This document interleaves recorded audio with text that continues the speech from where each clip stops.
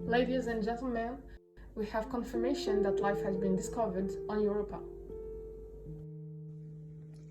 Starship has completed its first orbit.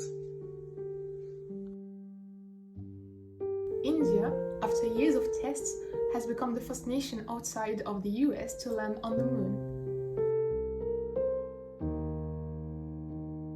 China has successfully landed its first rover on Mars.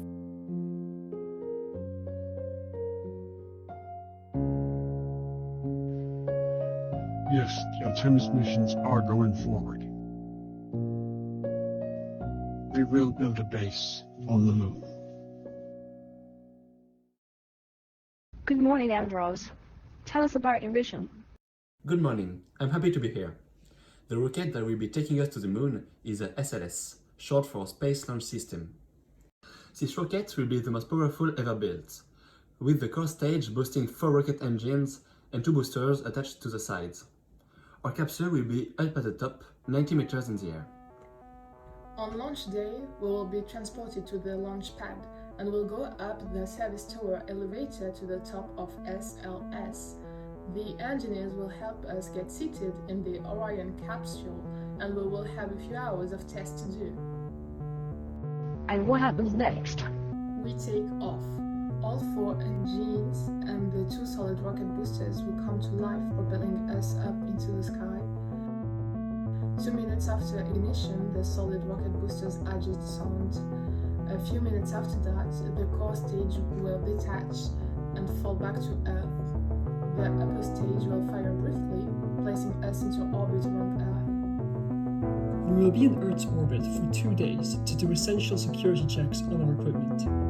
With a go from Mission Control, we will reignite the exploration upper stage engines and leave Earth. When the burn is complete, the upper stage of the SLS is released, and we will float in Orion for 4 days while we approach the moon. Everything needed for lunar missions will be positioned in advance by commercial and scientific companies. This includes rovers, robots, experiments, and the building blocks for a base on the surface. It also includes a lunar station that will be in orbit around the moon, called Gateway. Orion will have to be in line with Gateway's orbit perfectly if we want to dock successfully. Once on board, we will make sure that everything is running smoothly on Gateway and on the lunar lander.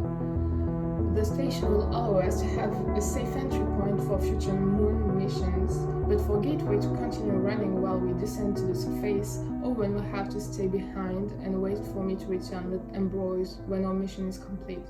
To begin the landing phase, the lunar lander will first undock from Gateway, with Yasmin and Ambrose inside.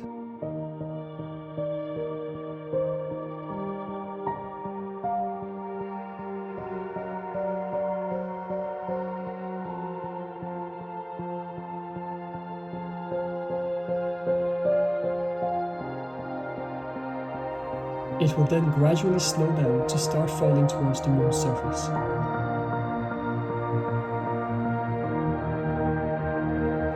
A series of burns will be done as the lander approaches the designated landing site. The legs will deploy when the lander is a few meters from the ground and is pointing straight up.